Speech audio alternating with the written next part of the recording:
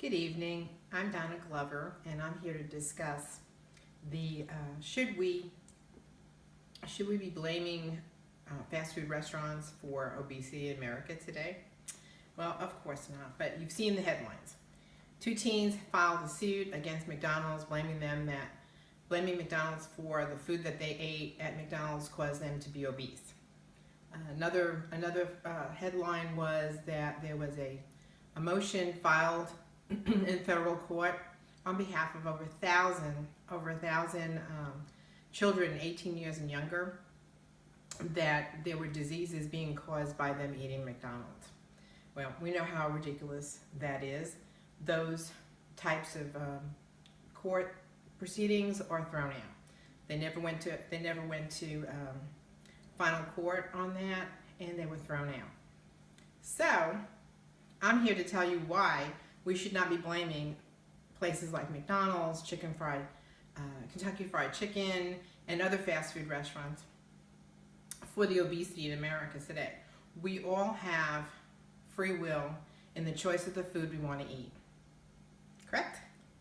Okay, I think we all agree on that. It's good to have information, and I think if anything from those court cases that happened is that it allowed for more transparency from fast food restaurants to make the nutritional value of their foods that are on the menu available. For instance, this is McDonald's menu here, and we're looking at calorie content from their Asian grilled chicken sandwich, and total fat grams, which is very important for nutrition, is only 7 versus a Big Mac, which is 28. So having this information allows us to make educated decisions on the food that we eat. So it is through free will that we choose to eat healthy or non-healthy, even in fast food restaurants, because they do offer options.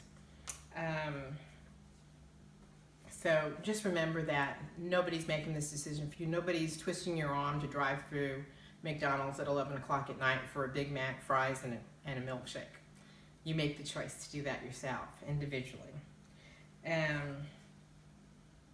The second main point that I wanted to bring out was the abuse of the legal system on some of these cases, and I think the first one was set by allowing, by allowing the courts to accept filed petitions against people for things like hot coffee. So McDonald's lost a suit and had to pay over $2 million to somebody who sued them for serving them hot coffee. Well, how many of us want our coffee sold to us cold or served to us cold? So somebody should have realized that you let it cool off, you add a little bit of ice to it, so now coffee is served a lot cooler temp than obviously what was served to this person who said they burned their lip and got $2 million for it. So that's abuse in the courts, in my opinion.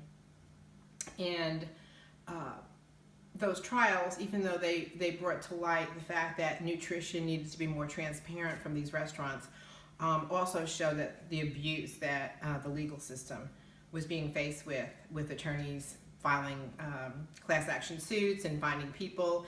And the real winners in those cases are the lawyers. They're the ones that get the biggest percentage when you're filing a suit like that. So again, we go back to abuse of the system. So in finishing up here today, the main thing is we need to make good, smart choices, and we need to take responsibility for our own decisions on our own health, and not try to turn around and find a scapegoat like McDonald's or another fast food restaurant to blame our bad habits and bad choices on. Thank you, and have a great evening.